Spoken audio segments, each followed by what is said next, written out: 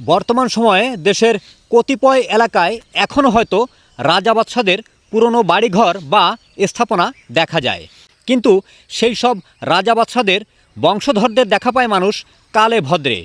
আজকে আমি আপনাদের সামনে হাজির করেছি মুঘল শাসনামলের প্রতাপশালী রাজা রুদ্রনারায়ণ রায়চৌধুরীর বংশধরদের। আপনি তো রাজা রুদ্রনারায়ণ রায়চৌধুরীর বংশধর। আপনি কততম পুরুষ? আমি 28তম অধস্তন পুরুষ এই রাজবংশের। বর্তমানে আপনাদের পরিবারে কতজন সদস্য আছে, নারী পুরুষ মিলিয়ে? আমরা এখন বাংলাদেশে যারা আছি নারী পুরুষ মিলিয়ে আমরা 15 সদস্য এখন নারী পুরুষ মিলিয়ে আছি।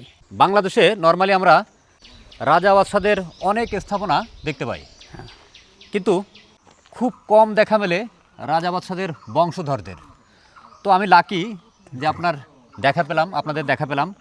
নিজেকে নিয়ে কতটা গর্ববোধ করেন বা কতটা উৎফুল্ল রাজা বাদশার বংশধর হয়ে? রাজবংশের বংশধর হয়ে আমরা নিজেকে অনেক গর্বিত মনে করি এবং অনেক সৌভাগ্যবান মনে করি যে আমাদের অস্তিত্ব এখনও একদম বিলীন হয়ে যায়নি। আমরা অন্য দশটার মতো না, আমরা এখনও টিকে আছি। রুদ্রনারায়ণ রায়চৌধুরীর উত্থান কবে কিভাবে হয়? বাদশাহ সেলিম মানে জাহাঙ্গীরের শাসন আমলে প্রায় আনুমানিক 450 থেকে 450 বছর আগে। তার পূর্বপুরুষ ওই দিল্লির সম্রাটের একজন সেনাধ্যক্ষ ছিলেন। তার মানে পুরস্কার হিসাবে, যৌতুক হিসাবে তাকে এই ভাটির অঞ্চল নিষ্কর জায়গির দান করেন এবং এই অঞ্চলকে জঙ্গল আবাদ করে এখানে বসতি স্থাপন করেন এবং ওনাকে রাজা উপাধি এবং রাজা উপাধিতে ভূষিত করেন। আমরা ইতিহাস থেকে যেটা জানতে পারি, রাজা রুদ্রনারায়ণ রায়চৌধুরী যখন একটা কালী মন্দির স্থাপন করতে গিয়েছিলেন, তখন 5 জন মানুষের, নিম্নবর্ণের হিন্দু 5 জন মানুষের মুন্ডু বা মাথা কেটে আর কি বেদিতে স্থাপন করেন। এই ব্যাপারে কি জানেন? আমরা যেটা লোকশ্রুতি আমাদের ছোটোবেলা থেকে যেটা শুনে আসছি, সেটা 5 জন মানুষের মাথা, 5টা মানুষের মাথা নয়, 5টা জীবের মাথা, তার মধ্যে একটা মানুষের মাথা আছে। এই বেদির পরে, পঞ্চমণ্ডল বেদির পরে কালী মূর্তি স্থাপন করেন বলে আমরা জনশ্রুতি ছিল। বর্তমান সময়ে এসে এটা কতটা সমর্থনযোগ্য? মোটেই সমর্থনযোগ্য না। মানুষের মাথা থাকলে এটা ধর্মীয়ভাবেও সমর্থনযোগ্য না, মানবিকভাবেও না। এরপর তো আরও গল্প তাকে নিয়ে আমরা শুনতে পাই যে তার মৃত্যুদণ্ড হলো, বাঘের কাছে ঢুকিয়ে দেওয়া হলো এবং বাঘকে পরাজিত করে তিনি আবার জয়ী হয়ে গেলেন, আর কি রাজার মন জয় করলেন। ওইখানকার সম্রাট তাকে আবার পুরস্কৃত করলো সেই মৃত্যুদণ্ড মওকুফ করে। আমার কাছে ব্যক্তিগতভাবে আমি যতটুকু আমাদের বংশের বই যেগুলো আছে বা বাকরগঞ্জের ইতিহাস যেগুলো আছে, এগুলো আমি যা পড়াশোনা করছি তা থেকে আমার মনে হয় যে এটা কল্পকাহিনী।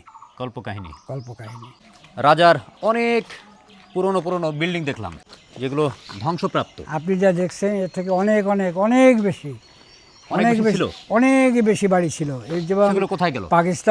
পাকিস্তান হবার পরে 47-এর পরে যদি পাকিস্তান গভর্নমেন্ট এগুলোকে প্রিজার্ভ করতো, তাইলে যে কত শত বাড়ি এখানে মানে অক্ষতভাবে থাকতো তার কোনো গণবাসা ছিল না। কিন্তু এখন তো সেগুলা কালের আবর্তে সবই ধ্বংস করে, সামান্য 2-1টার চিহ্ন মাত্র। আচ্ছা, ধ্বংস কি হয়ে গেছে নাকি ধ্বংস করা হয়েছে? করা হয়েছে। এই নিয়ে কোনো সুরাহা হয়নি? কিচ্ছু হয়নি। মামলা মোকদ্দমা করেছেন? না মামলা করতে এগুলা ক্ষমতাসীন যখন যে আসছে সেগুলো ভেঙে দিয়ে এই সাব ডিভিশনের যত খোয়া পাকা রাস্তা এটা সব এই পরিবারের পুরনো বাড়ি, সুন্দর সুন্দর বাড়িগুলো ভেঙে নিয়ে আর কাঠ, এর মূল্যবান ফার্নিচার, কাঠ যারা চলে গেছে তারা তো কিছু নিয়ে যায়নি না।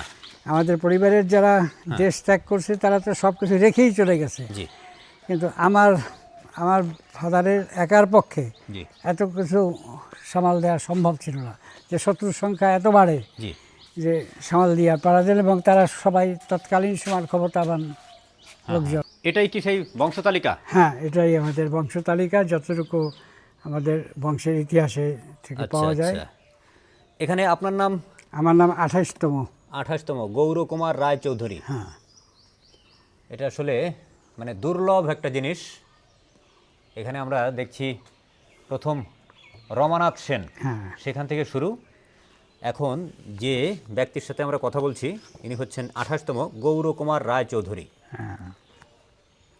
আচ্ছা, তারপর 29তম একে আপনার আমার ছেলে। আপনার ছেলে, উনি কি এখানে থাকেন নাকি? না, আমি ঢাকায় থাকি। ঢাকায় থাকেন। BSc engineer. BSc engineer. হ্যাঁ। আপনার অনেক মূল্যবান সময় নষ্ট করলাম। ধন্যবাদ। এটা আমাদের বংশের জন্য আপনারা যে শ্রম দিচ্ছেন বা যা করছেন, এটা তো আমার অত্যন্ত কৃতজ্ঞতা প্রকাশ করছি। অনেক ধন্যবাদ আপনাদেরকে। ভালো থাকবেন। আপনারা ভালো থাকবেন।